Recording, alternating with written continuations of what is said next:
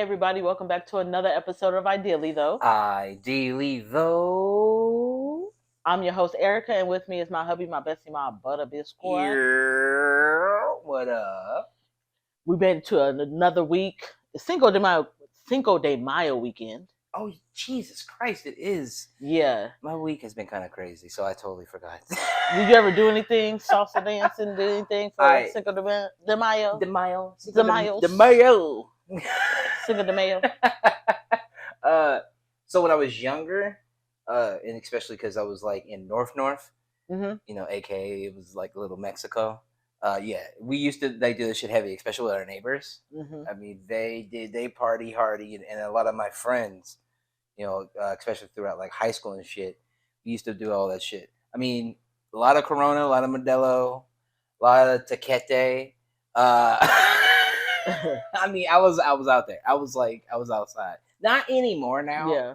Not anymore now, but like, yeah, definitely when I was younger, especially with the homies, it was big. It was big. I've always wanted to. It's just this weird thing I've always wanted. I always wanted to go to like a Hispanic or like a Mexican like house party. Right. That went all the way through the night. It started in daytime, went into the nighttime in LA, very specific. Oh, okay. Okay. And had a little Rob playing.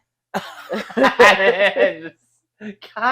damn it! I was like, I bet you that's a bomb ass party. Like Mexican parties, man. I'm gonna be real with you. I've had the Lil Rob play at one before, and it does feel very like authentic. Was there some lowriders? It needs the LA. Like I get what you. It's so strange that I get what you fucking. I want to see some. There's like an authenticity that comes with that, but like I've definitely had that. Over the homies' houses a couple of times when we've had those parties, like starting in the morning, the sun is up. Like no, I don't want to. Like not morning, but sun is up, okay. And like abuela's been cooking for a minute, and then it goes into the nighttime, and then I watch my homie's dad down a bottle of tequila and drop to the floor. I want to be hanging out with the vatos with the plaid shirts, so for the lokes on. So for real, that was like definitely my high school like experience for a very long time. I just love that. It's something. It just seemed like it would be just a vibe. I'm so surprised because you grew up in North as well, and you didn't have that similar experience. I grew up on West Side, so yeah, it's not blacks and Mexicans. So I mean, there was partying and stuff, but like I'm a kid. Like there's no like adult. There is that like highway borderline that like crosses into. Once you hit like Swap Meet City. It's like it is definitely Little Mexico, and that's where you're gonna experience it. I feel like I mean that's where they put us. So black and browns are together. But like again, I'm a kid, so like it's not. I've never been as an adult to like a cool ass like Mexican young adult. Like I said, teenage party. To young adult. I did all that, but like no real true one after that. Only because adulthood kind of kicks you in your ass. Yeah. And I'm not a beer girl, but I mean, I'll take some tequila with a little lime, Don't complain. Drink the Corona. No, I'm good. All that unnecessary yeast. Oh, Lord. No, thank you. It's not you. Not even about that. Okay, so this week has been, like, lit with, like, okay, we have all this rap beef going on. And then here comes this beef with Chris Brown and Quavo, right? And then it's like the singing nigga is beefing harder and hitting you harder than any rap nigga that you ever probably beef with. I'm looking at Quavo some type of way like, you really gonna let the R&B nigga get you? And I heard allegedly that at, I think it was Amigos concert, or I don't know if Quavo could even do it his own. I don't know if he sold out arenas. But allegedly Chris Brown bought out the first couple rows and so it could look empty at the concert. Oh, okay. And somebody took a video, and I was like, "Ooh, yikes! Did this beef go up a notch? Because I like it. It gives me 50 Cent vibes." Never actually paid attention to their beefs ever. Oh so my, it's litty. Technically, my like introduction to it. I've never heard Quavo rap so poorly before. His response to Chris Brown's diss was very lackluster, which made me go, do I want to pay attention to this? Because there is these last 3 or 4 weeks have all just been beef. Yeah. Like there's other beefs I can like be focused on.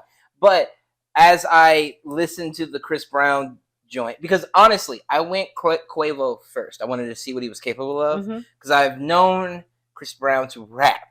I've known it already. So I wanted to really see how Quavo would attack this thing. And with this being my introduction, I really sat there and was like, wow, I am very let down. And then I went to Chris. And he killed it. And then he was talking about Takeoff. You know, he wished it should have been you the Takeoff. Talking about fucking Sweetie. Oh my! I was like, yes. There was a lot of stuff in that I didn't know at all, which made me go deep dive a little bit or do my Googles, my research. And I was like, wow, I didn't know they had like a triangle in some areas with relationships, like you've mentioned right now. And I was very impressed at the technicality. Like he was very almost surgical. Chris, I did his thing. You know me in rap beef, like I look at things like in rap in general, just real different. And he was surgical with what he did to Quavo's corpse at this point. I said, just lay down. Yeah, this is, and the fact that you did mention 50 Cent vibes, he is taking that route completely. Because now understanding, I heard only on Reddit, I heard that there was like an empty or pseudo empty Quavo concert. I was like, no shit, no way. And then now knowing that like it's a rumor, quote unquote, that Chris might have like bought out those rows is hilarious. It would make so much sense, and it's so fucking funny. And if it's not an Amigos concert, I mean, Quavo, you would be really selling out no arenas anyways. Chris Brown sells out the arena. That's some real like just internet justice that you play with. The trolling is insane on this one. I really didn't know that their beef was as serious as Chris sounded to me. I was like, wow, like this Chris Brown really is that nigga. This seems like it could go to some serious blows at one point. So I was very surprised by that. I never actually knew about their beef before. Am I compelled to stay in it? Because I'm over the beef. I don't know. I'm gonna tell you now. I don't believe Quavo is as capable to put up with what Chris Brown is putting down. Genuinely speaking, I don't believe it. I believe he should probably just go and stay in his lane and let Chris have this one, and we call that one an L. You got ethered, my guy. Yeah, just leave it alone. And then we've been TikTok, you don't stop for weeks waiting on this response from Drake, after Drake dropped. Yes. And then, oh my God, Kendrick Lamar finally drops. Yeah, earlier in this week, what was it? Tuesday. We got the Euphoria track from Kendrick. Now, but prior to this, there had been like AI joints swimming around and things of that nature. So you like, is it real or not? No, I never did actually get fooled by that. So a few people did. I never got fooled by that. When Euphoria came out, I was like, is this real? Let me make sure. That makes sense. Yeah. Because of the AI stuff. This one came out on his channel directly on YouTube, which was like, this is the one we need to listen to. Now, before I jump into my theories, I will go. I want to hear your thoughts on everything. I never heard nobody kill someone rapping slow with a lullaby in the first 2 minutes. And he like, I hate the way you walk, I hate the way you talk, I hate the way you... I was dress. Like, damn. His shoes, whack. His shirt clothes, whack. I was like, yo, don't kill him. Yo, it's so good. And that was 6 minutes of just... Mm-hmm. Yeah, he bodied him. I mean, I hate that Gunna had to take a couple strays. He don't even have a big back no more, and he catching all kinds of strays from everybody. Big back. He lost the weight. Hello? Yeah, Gunna used to be a little fat. He used to be a little heavy side. But I was like, okay, all right, Kendrick. I mean, we waiting because I was about to be like, we don't need it. Mm. But it came. It was 6 minutes. I thought it was great. It started off slow. It picked up. You have to really listen, and probably a couple times to get some of those references. So I think I listened to it 3 times. Oh, that small amount. How many times did you listen? You don't even want to know. It's embarrassingly large. It's embarrassing. You know exactly how I listen to music, so it's embarrassing. So what did you like when you listened to Kendrick? Because you told me in the middle of you taking almost a shower that it came out. So I was like, hold on, let me run to the internet. Yeah, I had listened before I even told you. I had to listen to it twice. Okay. And I was like, okay, so I have to make sure she knows and what I'm feeling at this moment, and I remember it, of course. This is going to be the start of something big if Drake responds. Now I'll comment first on the track itself.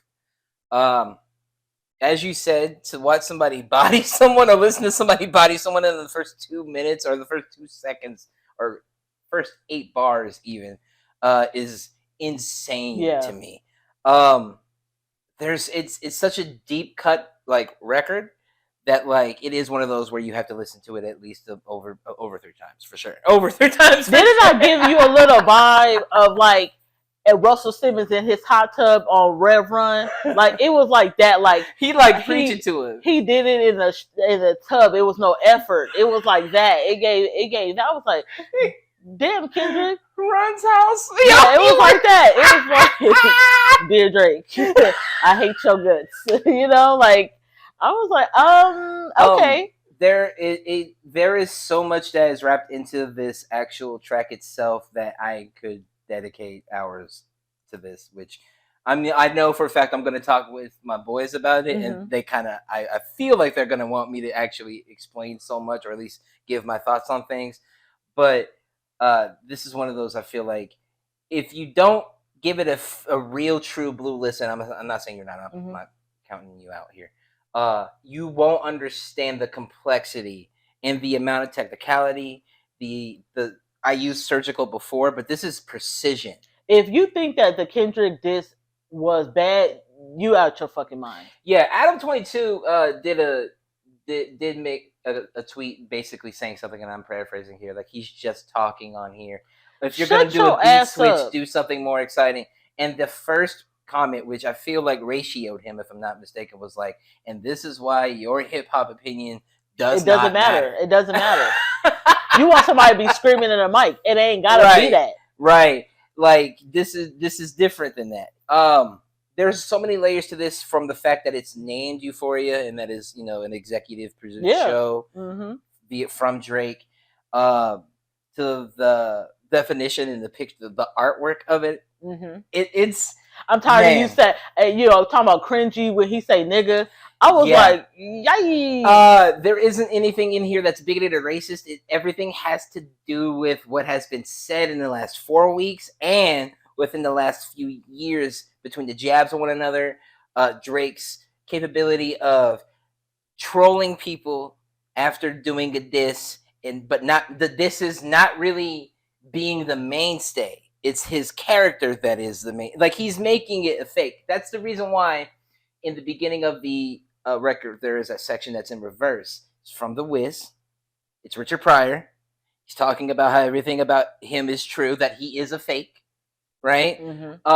Reversing that, you can understand even further into the song that when they start talking about, when he says, let me see your splits, you was signed to that nigga that was signed to another nigga that was signed to that nigga. You know what I mean? It's deep. Like I know you looking for deep. I was looking at petty when he said that every time he think about Drake sitting next to Big Sexy Red, he sees two bad bitches, and then I pulled up a picture. I said, and then it says that I believe you don't like women. I think you would shake ass with him or whatever. I was like, Kendrick. It's a competition between like, it's the amount of. I see everything you do, even though I'm silent and take my time, because everybody gonna say like, when's your album gonna drop out? You don't even be online. Yeah. I see everything you do. I'm taking note of these things, and I'm gonna say everything about it. It's 6 minutes of him saying every single move. Something about like I raised my son. You don't know nothing about that. Yes. I was like, told him he teaches him to wake up, to pray. Like, just basically, it's like, you don't believe in any of this. You don't believe in God. You don't do this. Like, he is. Jesus Christ. It's different than. That's why I say it's different than the surface level. Everything that's surface level that everybody likes is dope. Great. That's like rapper 101. But then when you break down the things that tie back to other bars and other verses that are in further in the song, you're like, holy shit. He says in the song, okay, so there is a rumor, right, that there have been like PDF file actions and things like that because of the Euphoria the show being like a teenage sex drama, right? Yeah. And the fact that he says that I make music that electrifies them, but you make music that pacifies them. You put a pacifier in a baby's mouth. It's deeper than that also because he says that now I could double down on that line. Let you know I could say more about this pacifier thing if you want me to, but I'm going to give you respect on this. I'm going to let you have that. Like, it's so much wordplay and shit. And if you really know the history between these two, the reason why they don't do any more songs together, right? And things like, he comments on that in there. If I was Drake, I'd be like Kermit the Frog, that meme where he just type right, I'm gonna get this motherfucker. You got the game twisted. He's got to come back hard. I mean, pause, no Diddy, but like he's got to come back really, really, really hard. Okay, so if he comes back, are we needing Kendrick to come back? Absolutely, there's going to be a response, but I think that this is one that will be for the books. Like, if anything, this is going to lead to albums. Not albums about each other, but I mean, who knows? Kendrick may be that nigga that, make a whole album about you. You know what? And I think you said this on past episodes. Like, even Cola Ray said, like, the industry, they want like these female rap beefs, and I'm like, fuck the female rap beefs. What's going on right now? It seems like they're making them fight because something's about to come out. Are we about to get albums? Like, y'all don't need to do all this. What's interesting to me is that everything that's been going on lately within the last 4 weeks, talking about Drake and his schedule, Drake and him being the big man, why Drake does this, artists come up that like out of nowhere that Drake is involved with. It makes it very interesting to see how this will turn out because of the fact that like we have Lucian Grange, right, who is the Universal Music Group like president, CEO. He's the guy. He's the most powerful person in basically music right now. Okay. That's Drake's like right hand man. Like Drake's underneath him. He's his right hand man. And there is a rumor that the reason as to why Drake is on all these different features, he always has to put out an album, he's always on tour, is because he is in the worst 360 deal for the rest of his life. Oh, shit. But it pays everybody else's splits. Like he owns almost all the like little percentages of everyone's publishing in this like music conglomerate kind of deal. Okay. Like we're talking the Taylors and all them too. This is the reason why he could be as rich and be as like capable as he is and talk this shit and be as bravado as he is. But this is also the reason why he has never stopped working. This is why Kendrick is just like, you don't know how to raise your kid. You ain't got time for that.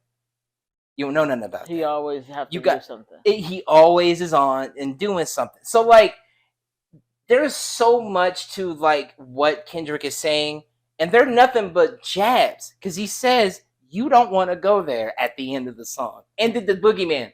Ooh, Lord. Yo, I think this beef is just because I feel like hip hop's been dry. It's just like let's bring out some beefs for everybody and get everybody entertained and riled up. And I mean, we've been having all these damn fucking tours. Let's get it riled up so we can go. And then now you can spend some money seeing your favorite artist talk shit on stage about another artist. It's possible. Gives me that. It could be a gimmick. It could be the 50 Cent Kanye thing that we had before. Yeah. You know what I mean? But what I also feel like is a little bit different.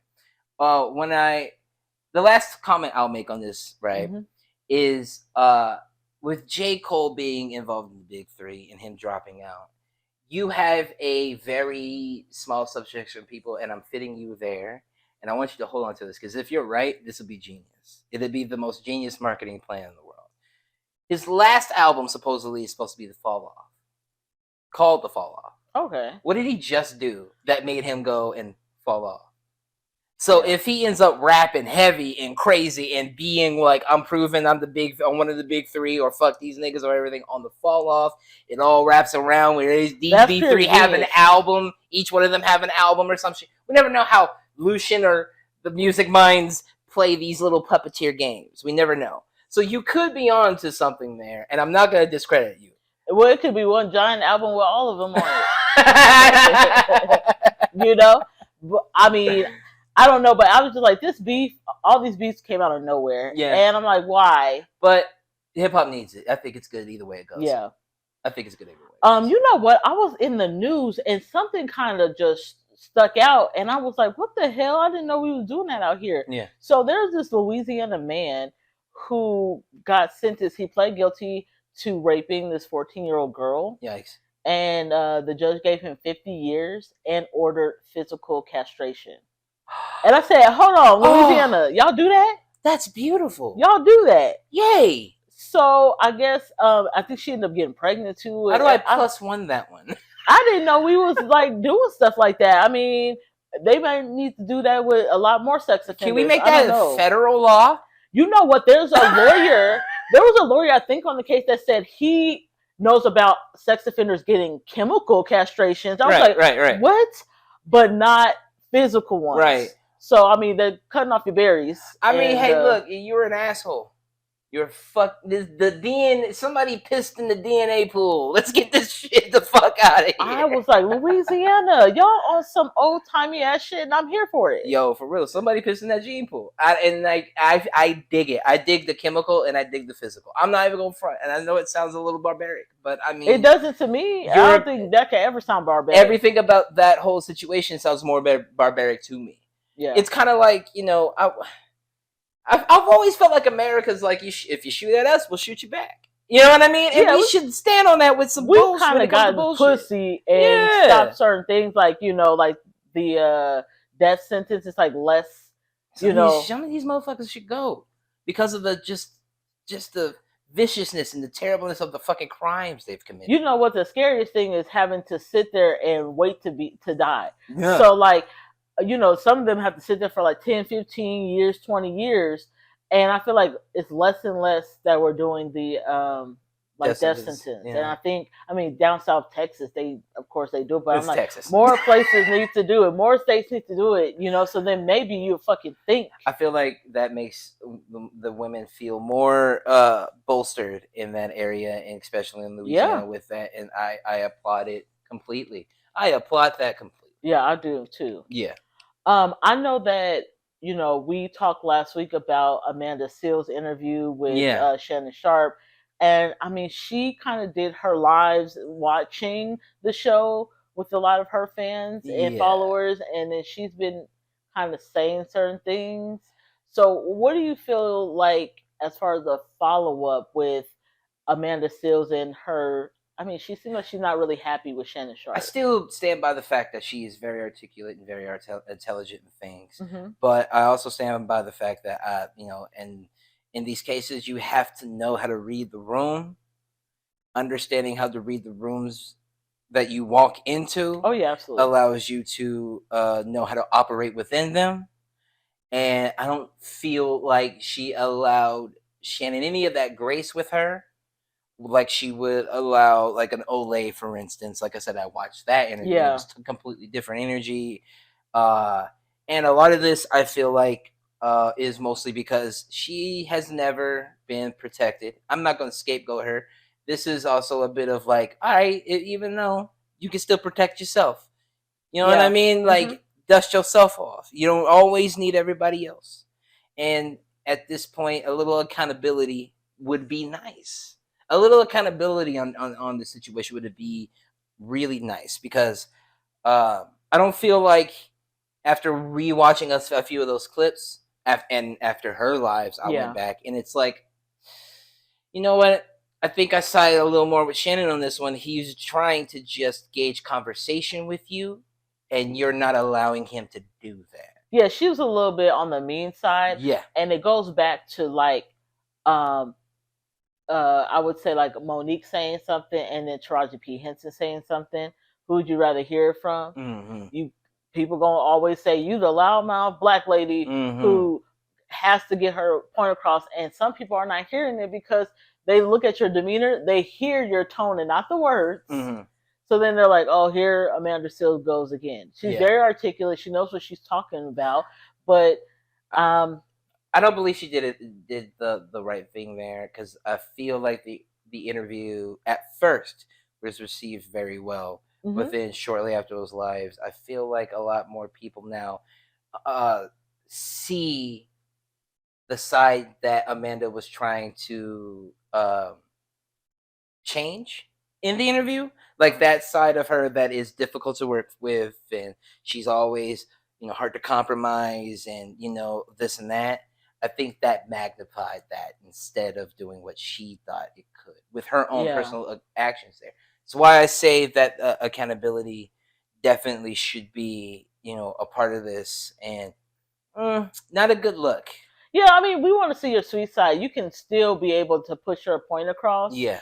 Without, I don't know. I knew that with speaking with Shannon Sharp, it's not going to be on the same playing field. Right. He's going to get things wrong, like talking about like the rest of your mom and stuff. Yes. And him talking about kids can't be racist and things like that. Okay, I'm going to go in a little bit on you on that, but I think people always have to kind of think before they want to take an interview with Amanda, and that kind of sucks. Yeah, because she's like, do you want to argue with her because she could be coming with this type of energy?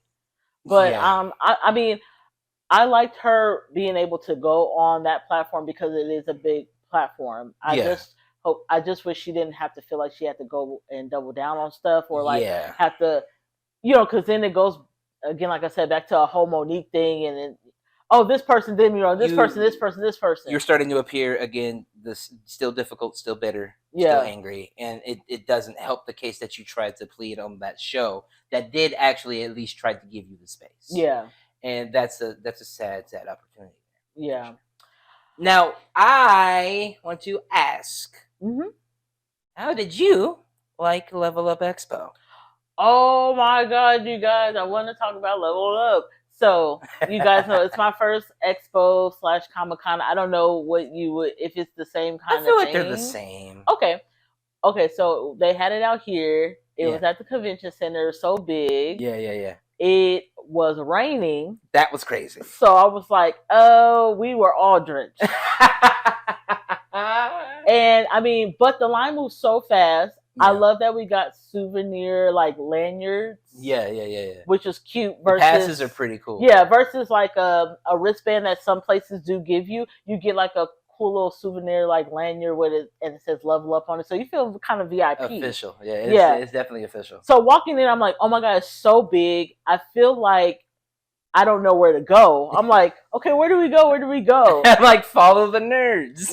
Oh my God. Everybody was so sweet and nice. Like, there wasn't anyone who's being an asshole or feel like, sometimes you go to these vineyards and it's like, oh, people feel some type of way, or people feel a little bit more like higher above, or more like they, but everybody seemed like they were on the same playing field, and people were dressed up, so we saw like a lot of man French maids. There was French maids with hairy legs, Deadpools. Yeah, the Springtrap was really cool good. Five Nights at Freddy's, that was really dope. They did like the Among Us.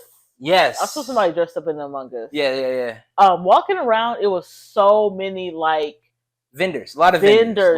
Many walking around. It was very big. Yeah. Now, one thing I do want to say is that it wasn't smelly like how you said. We have graduated, folks. Yes, there was no smell. Yeah, I saw butt cracks, but I didn't like smell people. A lot of plumber crack. But it was so spacious. So I don't know if you've been to one that was smaller. Maybe that could have been it. I mean, they all start small. Okay, and gotcha. that could have been just a hot box. and you, what was the last time you went to one? Like the first one you went to? It was so long ago. Yeah, so I mean, you can see how it's progressed. Mm-hmm. So like walking around, I mean, it was a lot of people, so it was kind of trying to push through. But they had cars. Yeah. They had like gaming tournaments. Yeah. Free to play like arcade station a wrestling areas, match, luchador wrestling style. Matches. Yeah. You can go and get stuff signed by people. I think Christopher Judge was there. Yeah, he was there. We didn't go and the lines were insane. Yeah, those lines for the autographs and shit. Yeah, that was insane. And I'm not at a point where I would go, at least not out here, to stand in line. Yeah. Now, next year, if we're able to go to the San Diego Comic-Con, definitely I want to stand in line and take pictures with my favorite people that I see on TV.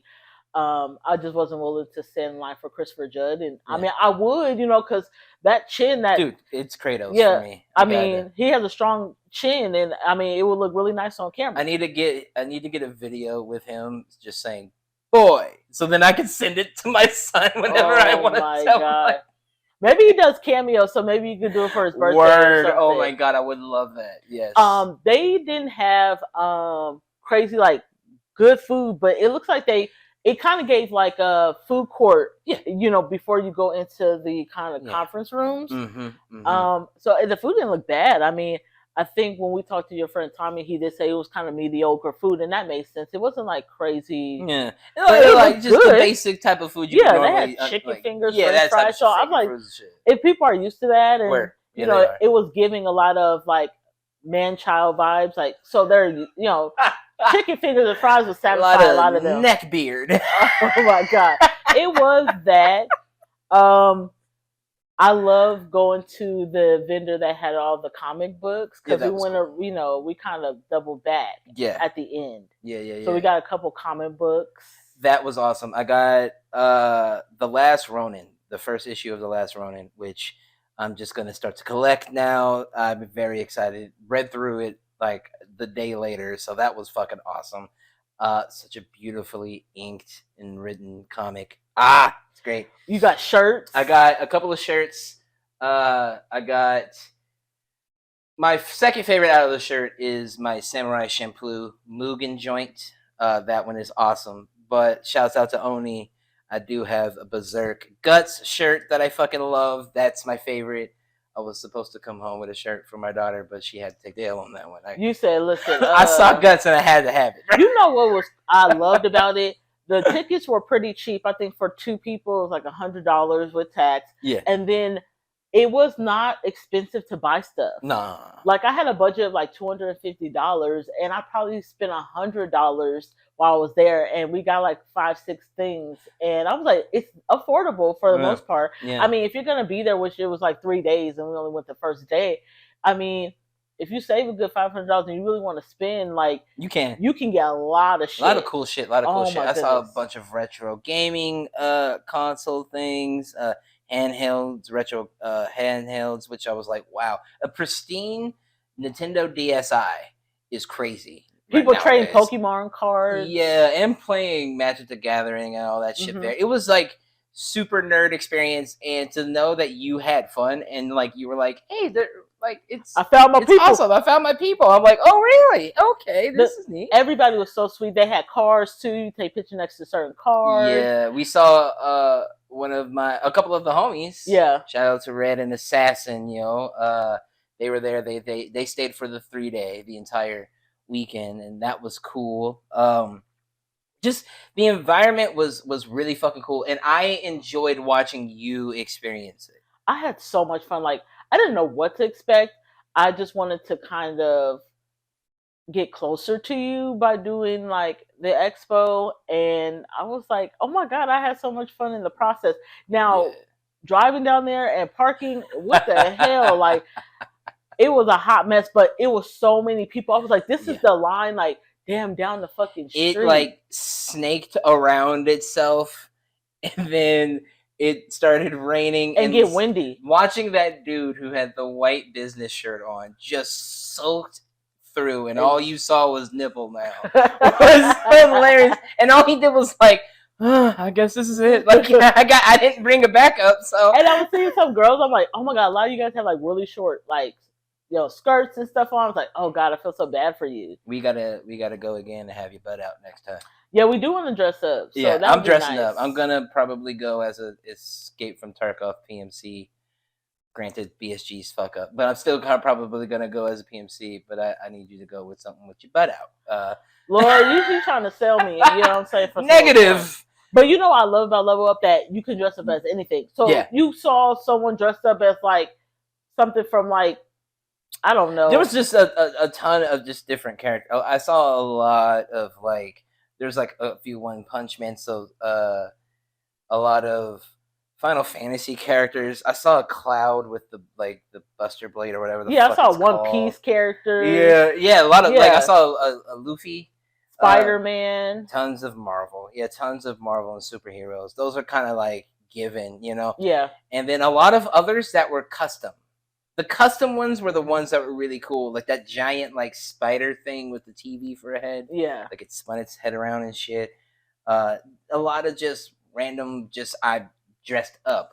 So Playboy Bunny things You know, and I shit like love that. there It was were cool. some bigger women there, right? Mhm. But it seemed like everybody felt, I guess I would hope, in their own right, like sexy. Yeah. And it didn't feel like somebody was like, ha ha ha, look at her. That's what I told you. It too. wasn't like that. I was like, it's gonna be, you're gonna get the entire spectrum, but everything that's in between, or what we all have in common, is the confidence. Yeah, there was And a you, lot and of it confidence. exudes confidence because we're all around one another. We all respect you. Oh, I see you. You know what I mean? Like, this is awesome. And And sometimes it maybe you have those girls out there, some guys out there that don't feel as confident. yeah, 364 days out the year, and Yeah. then they get this one day or 3 days where they're like, this is their I'm Halloween. with my people Yeah. and I'm feeling sexy. So Word. those people are probably the ones that go every year. I'm really glad you had such a cool and good experience with me. It did make me feel closer with you, and that was awesome.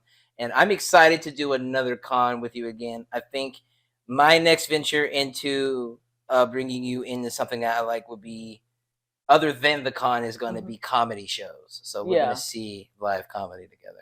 I've seen like maybe 2. Yeah. But yeah, it's nice. It's like, seems like this year we're doing a lot of things different, Yeah. and just kind of going out the box and things like that. So Yeah. I mean, the best thing so far that I've done, and I haven't done crazy a lot. I've done some concerts, but like, I don't know, Level Up was so much fun, and I was like, I can't wait to go back. So if you guys haven't been, I would say check it out. If there's any upcoming ones for like the summer, I mean, I don't know much. I don't know. I just this is just one. things you're gonna have to just look for. Yeah. There's a lot of gaming ones that will be like shooting around and nearby. If we ever go to, let's say we can make it to PAX West or something like that, we can probably shoot out somewhere depending on where it is.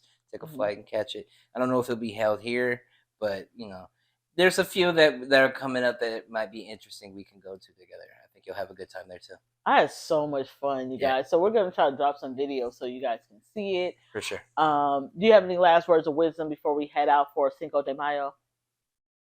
Drink responsibly. Get your dumbass. Remember, you guys, we drop our new episodes every Friday on all streaming platforms. And we are on YouTube at Ideally Though Pod. Catch us on Sundays. Like, subscribe, hit the bell button. Share that shit. And we'll catch you guys next week. Bye. Yeah.